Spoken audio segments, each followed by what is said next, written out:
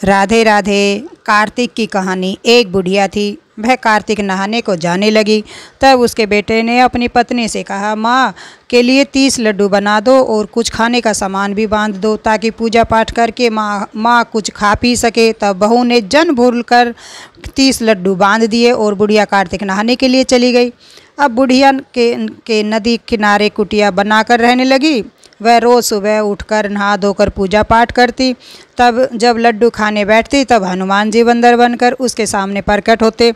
बुढ़िया खुश होकर बंदर को लड्डू खिला देती। इस प्रकार वह रोज़ आकर बुढ़िया के लड्डू खा जाते। कार्तिक महीना समाप्त होने पर हनुमान जी प्रकट हुए और बुढ़िया की कुटिया महल बन गई। उस महल में धन दौलत और अन्न के भंडार भर गए। बुढ़िया निरोगी हो गई और बहुत धूमधाम से अपने बेटे के पास धन दौलत लेकर चली गई। तब वह बहू कहने लगी, अगले कार्तिक में मैं अपनी माँ को नहलाऊंगी। आया कार्तिक का महीना। उसने खूब घी मेवा डालकर लड्डू बनाए और अपनी माँ को 30 लड्डू बांध दिए। माँ कार्तिक नहाने गई। वह रोज़ सुबह उठकर लड्डू खाने बैठ जाती। जब हनुमान जी बंदर बनकर उसके सामने आते तो वह पत्थर मारकर कहती, मेरा ही पेट नहीं भरा तो तुम्हें कहाँ से दूँ। कार्तिक महीना समाप्त होने पर हनुमान जी प्रकट हुए और उसकी कुटिया कचरे के ढेर में बदल गई। ऐसे में बुढ़िया डूकर बन गई। उसकी बेटी अपने पति से कहने लगी, कार्तिक महीना समाप्त हो गया है, मेरी माँ को बैंड बाजे के साथ धूमधाम से ले आओ। तब वह अपनी सास को लेने नदी किनारे गया। तब देखता है कि वहाँ न तो सास है और न ही कुटिया की जगह कचरे का ढेर है। उस कुटिया ने बुढ़िया ढूंकर बनकर घूम रही है। तब हनुमान जी प्रकट होकर कहते हैं, बेटा तुम्हारी माँ ने सत्य से कार्तिक नहाया था और पूजा पाठ की थी, इसलिए तुम्हारी माँ पर कार्तिक देवता बरसे। लेकिन बुढ़िया पापी मन से यहाँ रहती थी। इसने कार्तिक महीने में बेटी के घर का अन्न खाया, इसलिए कार्तिक देवता इससे रुष्ट हो गए हैं और यह डूकर बन गई है। जैसे कार्तिक देवता माँ पर बरसे वैसे सब पर बरसे। बोलो कार्तिक माता की जय। कार्तिक की दूसरी कहानी। एक सास थी, वह कार्तिक नहाने 12 कोस जाती और 12 कोस आती। बहू कठरिया में पानी डाल कर कहती, मन चंगा तो कटौती में गंगा। वहीं गंगा जी आ जाती और वह नहा लेती। एक दिन सास की नथ बह गई। घर पर बहू नहाई तो वह उसके कड़े में आ गई। उसने निकाल कर रख ली। सास आई और उदास होकर बैठ गई। बहू बोली, उदास क्यों बैठी हो? सास बोली, मेरी नथ गंगा में बह गई। बहू बोली, वह मेरे हाथ में आ गई। सास बोली, कैसे?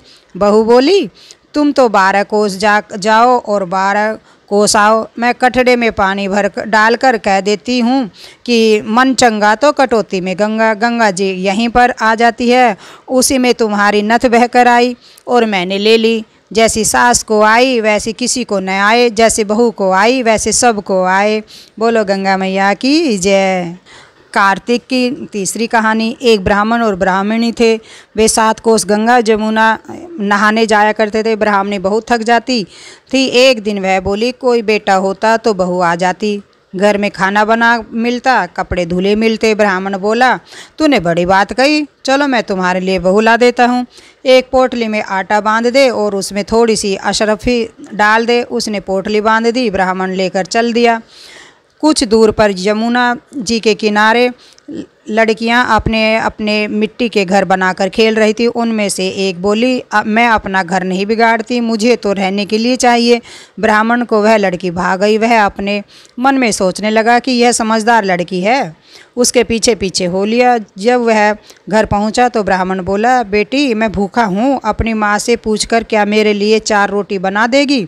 कार्तिक का महीना है, मैं किसी के घर की रोटी नहीं खाता, मेरे पास यह आटा है, इसे अपनी माँ को दे दो और वह कह दो कि आटा छान लेगी।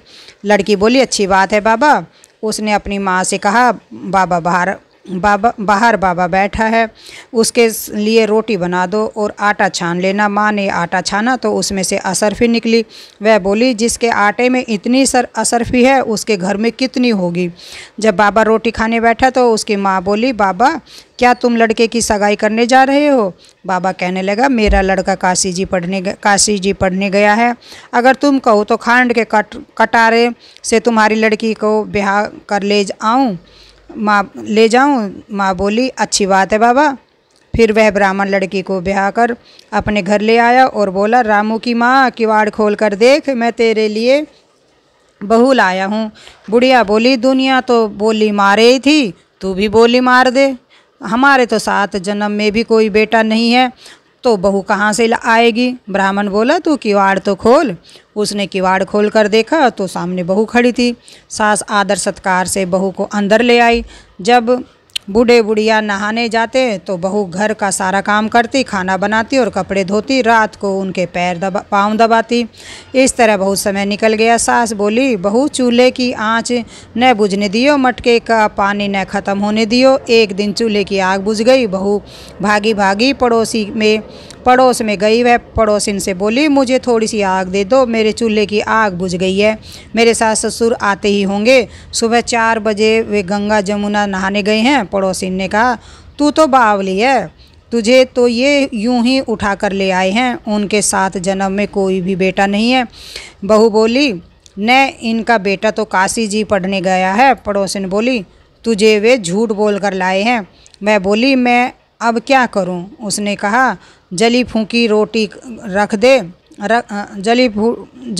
रोटी कर दे, अनूठी दाल कर दे, खीर की कलछी दाल में और दाल की करछी खीर में दे दे।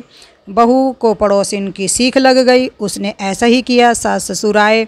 आज न तो उनका आदर सत्कार किया और न ही उनके कपड़े लिए, बस खाना लगा दिया। सास बोली, बहू ये क्या? ये तो जली भूकी रोटी है, अनूठी दाल है। वह बोली, यही खा लो सासू जी, तुम एक दिन खा लोगी तो कुछ न होगा, मुझे तो जीवन भर अनूठी रहना है।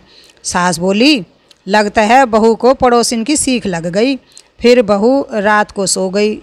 सुबह वह भागी भागी पड़ोस में गई। बोली, अब क्या करूं? पड़ोसिन बोली, 7 कोठों की चाबी मांग ले।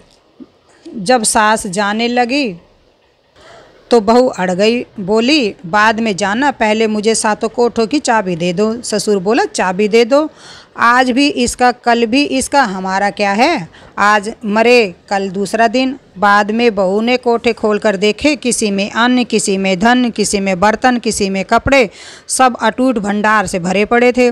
7वां कोटा खोलकर देखा, उसमें गणेश, लक्ष्मी, पीपल, पथवारी, कार्तिक के ठाकुर, राई, दामोदर, तुलसी जी का बिरडला और 36 करोड़ देवी देवता विराजमान है।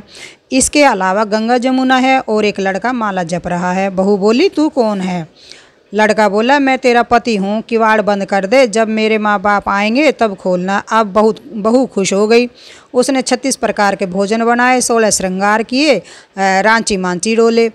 जब उसके सास ससुर आए तो बड़े प्यार से उनसे बात की, उनके कपड़े धोए और खाना खिलाया। बूढ़ा बोला, बहू धन देखकर राजी हो गई। बहू सास के पैर दबाती जाए और कहती जाए, माँ जी तुम इतनी दूर 12 कोस गंगा जमुना नहाने जाती हो, थक जाती रहोगी, तुम घर में ही नहा लिया करो। सास बोली, बावली, कहीं घर में भी गंगा जमुना बहती है? बहू बोली, हाँ माँ जी, चलो मैं दिखाती हूँ। उसने 7वां कोठा खोलकर दिखाया। उसमें गणेश, लक्ष्मी, पीपल, पथवारी, तुलसा, कार्तिक के ठाकुर, राई, दामोदर, शिव, पार्वती आदि 36 करोड़ देवी देवता विराजमान थे। गंगा जमुना भी बह रही थी। तिलक लगाए चौकी पर बैठा एक लड़का माला जप रहा है। माँ बोली, तू कौन है? वह बोला, माँ मैं तेरा बेटा हूँ। माँ बोली, तू कहाँ से आया? वह बोला, मुझे तो कार्तिक देवता ने भेजा है।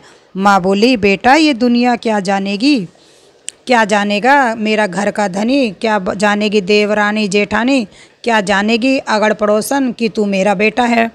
उसने पंडित से पूछा। वह बोला, बहू और बेटा खड़े हो, इस पार बुढ़िया खड़ी हो उस पार।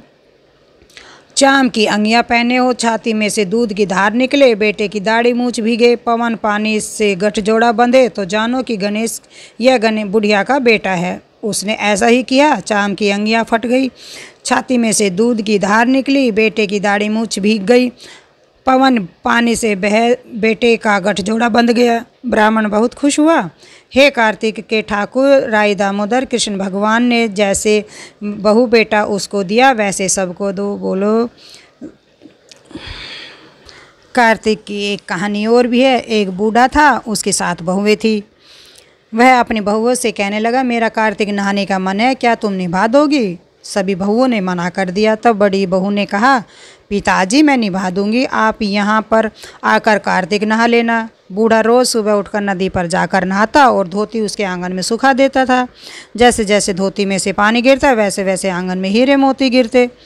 यह देखकर 6 बहुएं कहने लगी, पिताजी आप हमारे यहाँ नहा लेना। बूढ़ा कहने लगा, ठीक है, मुझे भी नहाना ही है, सो मैं वहाँ तुम्हारे यहाँ नहा लूँगा। अगले सुबह बूढ़े बाबा ने नहा धोकर धोती उनके आंगन में सुखा दी। वहाँ हीरे मोती नहीं गिरे। इस पर 6 बहुएं कहने लगी, उसके यहाँ तो हीरे मोती गिरते हैं और हमारे यहाँ कीचड़, हमारे यहाँ तो तुम पाप से नहाते हो, आप उनके यहाँ ही नहा लेना। अब बूढ़ा बाबा बड़ी बहू के यहाँ नहाने लग गया। वह रोज़ सुबह धोती सुखाता है तो हीरे मोती गिरते हैं। इस प्रकार कार्तिक महीना समाप्त होने को होता है तो उसे चिंता होने लगती है। तब बड़ी बहू पूछती है कि पिताजी अब किस बात की चिंता है? तब बूढ़ा बाबा कहता है, बहू मेरा कार्तिक महीना समाप्त होने को आया और मेरा मन करता है कि मैं एक दिन सब परिवार वालों को खाने पर बुलाऊं।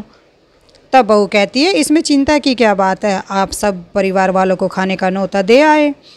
बूढ़ा बाबा न्योता देने जाता है तो 6 बहुएं कहती हैं, जब तक वह घर पर रहेगी हम खाने पर नहीं आएंगे। बूढ़ा बाबा चिंता में डूब जाता है। तो बड़ी बहू पूछती है कि पिताजी अब किस बात की चिंता है?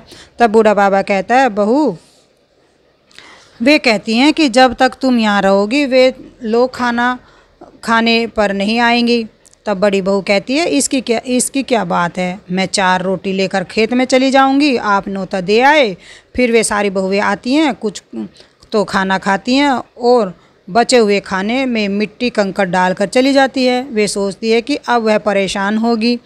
इधर बड़ी बहू खेत में कहती है, राम जी की चिड़िया, राम जी का खेत, चुग लो चिड़िया भर भर पेट। मेरे ससुर ने घर में जग दी है, मैंने खेत में। इस प्रकार वह चिड़िया को बाजरा डालती है और घर आती है। बूढ़ा बाबा उदास बैठा है। वह बोली, पिताजी क्या हुआ, आप उदास क्यों हैं? वह कहने लगा, बेटी तुम्हारी देवरानियाँ आई थी, उन्होंने खूब खाया पिया और बचे हुए में मिट्टी कंकड़ डाल गई, तुम्हारे लिए कुछ नहीं बचा। तब वह बोली, कोई बात नहीं पिताजी, मेरा क्या है, मैं तो 4 रोटी फिर बना कर खा लूँगी, बाकी सब तो ठीक ठाक निपट गया। वह बोला, हाँ बाकी सब तो बहुत अच्छे से निपट गया, कुछ कम नहीं हुआ पड़ा।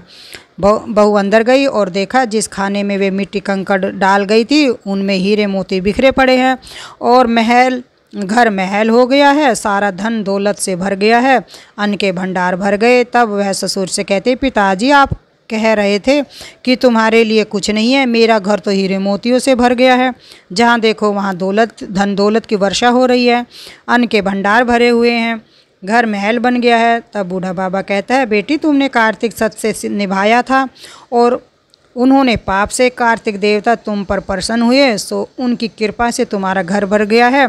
जैसे कार्तिक देवता बड़ी बहू पर बरसे वैसे सब पर बरसे। बोलो कार्तिक देवता की जय। कार्तिक महीने की एक कहानी और है। एक बुढ़िया कार्तिक का व्रत करती थी। उसके लिए कृष्ण भगवान खिचड़ी का कटोरा रख जाते और बुढ़िया व्रत खोल लेती थी। यह देखकर पड़ोसिन जलती थी, इसका कोई नहीं, फिर भी इसे खिचड़ी खाने को मिल जाती है। एक दिन बुढ़िया कार्तिक नहाने गंगा जी गई थी। भगवान आए और खिचड़ी का बेला मकान में रख गए। पड़ोसिन ने खिचड़ी का बेला उठाकर मकान के पिछवाड़े फेंक दिया। अब बुढ़िया आकर खिचड़ी का बेला ढूंढने लगी मगर उसे कहीं नहीं मिला। वह भूखी रही और कहने लगी, कहाँ गई मेरी खिचड़ी, कहाँ गया मेरा बेला। पिछवाड़े उस खिचड़ी के 2 फूल बन गए। राजा आया और फूल तोड़कर ले गया। दोनों फूल रानी ने सूंघे तो उसे गर्व रह गया। राजा रानी के कोई संतान नहीं थी। फूल सूंघने से रानी को 2 लड़के पैदा हुए। लड़के बड़े होने लगे पर वे किसी से नहीं बोलते थे। दोनों लड़के शिकार करने खेलने जाते, रास्ते में बुढ़िया मिलती। वह कहती, कहाँ गई मेरी खिचड़ी, कहाँ गया मेरा बेला। लड़के कहते, हम ही तेरी खिचड़ी हैं और हम ही तेरा बेला। जब राजा को इस बात का पता चला तो उसने बुढ़िया को बुलाया और कहा, हमसे तो ये बोलती नहीं, तुझसे कैसे बोलती है? बुढ़िया ने कहा, तुझे यह बात नहीं मालूम, लेकिन मैं कार्तिक व्रत करती हूँ तो कृष्ण भगवान मुझे खिचड़ी दे जाते हैं। एक दिन मुझे खिचड़ी नहीं मिली। जब मैं कहने लगी कि कहाँ गई मेरी खिचड़ी, कहाँ गया मेरा बेला, तो लड़के बोले कि तुम्हारी पड़ोसिन ने खिचड़ी फेंक दी थी, उसके 2 फूल बन गए और फूल राजा तोड़ कर ले गया, उससे हम लड़के हो गए। हमें तो भगवान ने बुढ़िया के लिए भेजा है। तब राजा ने बुढ़िया को अपने महल में रख लिया। आपको ये कहानियाँ कैसी लगी? अगर आपको अच्छी लगी तो प्लीज़ वीडियो को लाइक और शेयर करना ना भूलिए, और अगर आप मेरे चैनल पर नए हैं तो प्लीज़ चैनल को सब्सक्राइब कीजिए।